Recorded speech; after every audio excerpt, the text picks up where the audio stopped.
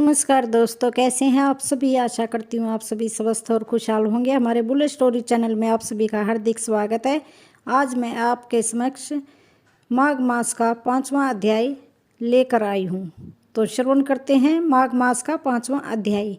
श्री कृष्ण गोविंद हरे मुरारी, हे नाथ नारायण वासुदेवा। श्री कृष्ण गोविंद हरे मुरारी, हे नाथ नारायण वासुदेवा। दत्तात्रेय जी कहते हैं कि हे राजन, एक प्राचीन इतिहास कहता हूँ। भृगु वंश में ऋषि का नाम की एक ब्राह्मणी थी जो बाल्यकाल में ही विधवा हो गई थी। वह रेवा नदी के किनारे विंध्याचल पर्वत के नीचे तपस्या करने लगी।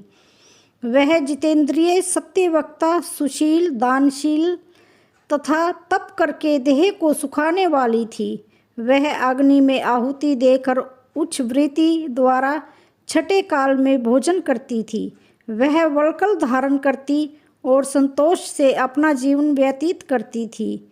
उसने रेवा और कपिल नदी के संगम में 60 वर्ष तक माघ स्नान किया और फिर वहाँ पर ही मृत्यु को प्राप्त हो गई। माघ स्नान के फल से वह दिव्य 4000 वर्ष तक विष्णु लोक में वास करके सुंद और उपसुंद दैत्यों के नाश करने के लिए ब्रह्मा द्वारा तिलोत्तमा नाम की अप्सरा के रूप में ब्रह्मलोक में उत्पन्न हुई।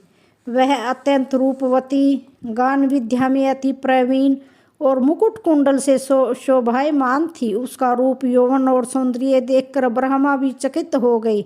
वह कुमारी तिलोत्तमा रेवा नदी के पवित्र जल में स्नान करके वन में बैठी थी।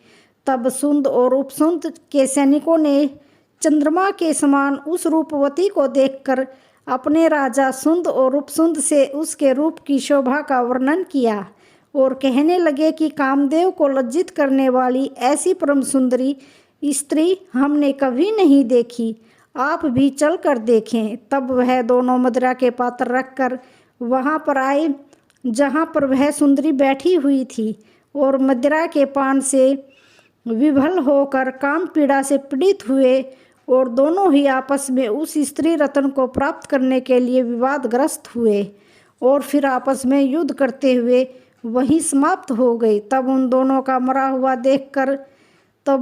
को मरा हुआ देखकर उनके सैनिकों ने बड़ा कोलाहल मचाया और तब तिलोत्तमा काल रात्रि के समान उनको पर्वत से गिराती हुई 10 दिशाओं को प्रकाशमान करती हुई आकाश में चली गई और देव कार्य सिद्ध करके ब्रह्मा के सामने आई। तो ब्रह्मा जी ने प्रसन्नता से कहा कि हे चंद्रवदनी, मैंने तुमको सूर्य के रथ पर स्थान दिया।